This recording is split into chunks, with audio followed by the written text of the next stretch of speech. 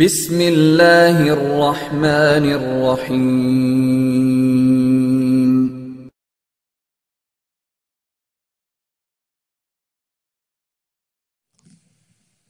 Abu Dhabi থেকে ভাই রাসেল প্রশ্ন করেছেন, এক ভাই ঋণগ্রস্ত থাকার কারণে কিছুদিন বাবা মার সেবা করতে পারেনি।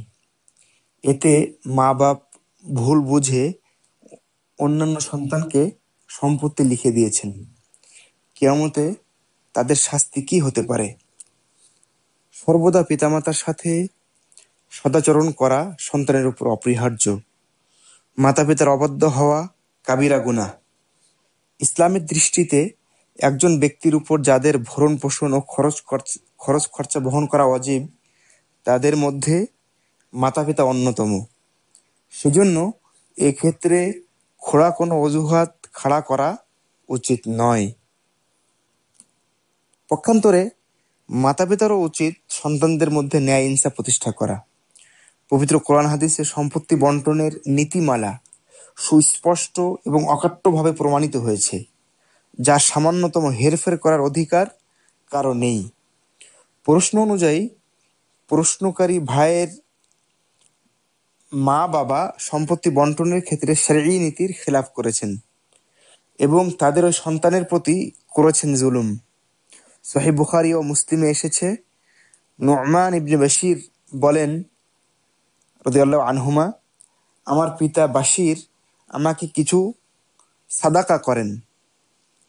আমার মা আমার পিতাকে বলেন, যতক্ষণ না আপনি এ ব্যাপারে রাসূলকে সাল্লাল্লাহু আলাইহি ওয়াসাল্লাম সাক্ষী রাখবেন, ততক্ষণ পর্যন্ত আমি এতে রাজি নই।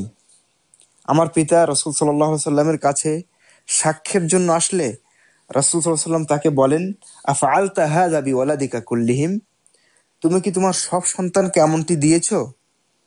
জবাবে তিনি যখন বললেন না, তখন রাসূল সাল্লাল্লাহু আলাইহি ওয়াসাল্লাম বললেন, ইত্তাকুল্লাহ ওয়া'দিলু ফি আওলাদিকুম, তোমরা আল্লাহকে ভয় করো এবং তোমাদের সন্তানদের মধ্যে ইনসাফ করো।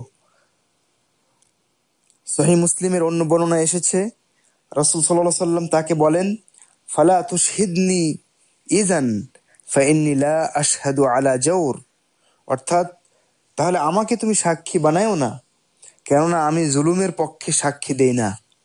সহিহ মুসলিমের অন্য বর্ণনায় এসেছে, রাসূল সাল্লাল্লাহু আলাইহি ওয়াসাল্লাম তাকে ধমক দিয়ে বলেন, ফাআশহিদ আলা হাযা গায়রি, এই ব্যাপারে তুমি আমাকে বাদ দিয়ে অন্যকে সাক্ষী রাখো।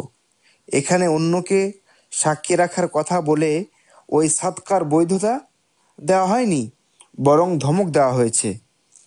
উপরোক্ত হাদিস থেকে স্পষ্ট বোঝা যায়, সন্তানদের মধ্যে সম্পত্তির অসম বন্টন জুলুম, আর জুলুমের পরিণতি ভয়াবহ।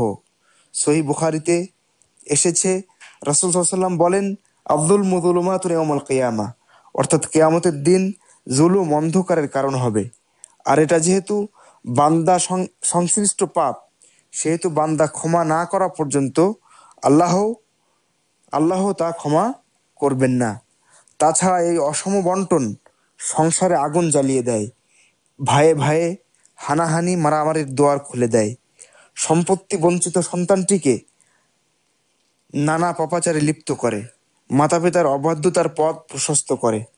মহান আল্লাহ আমাদেরকে ন্যায় ইনসাফ প্রতিষ্ঠার তৌফিক দান করুন।